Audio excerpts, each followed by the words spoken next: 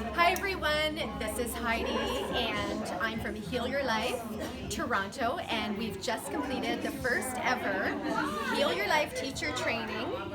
And we're all on a high, and I would like to introduce my beautiful soul sister and friend, Cherise. And I'd like you to just share your experience, what has happened to you this week. Okay, so literally my experience has been so mind-blowing.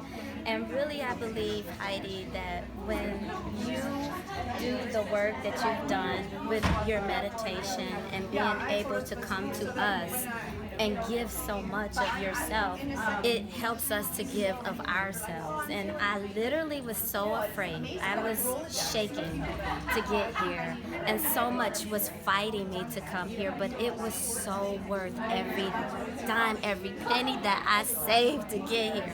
And it's diversity too, because I look at it, I thought that because of the fact that I was a woman of color, that this was going to be really difficult for me. It was not, because this knows no color. It knows no boundaries. This is about the heart. Love knows no color. And it's amazing that Louise Hay has her rainbow color of love with every color in it.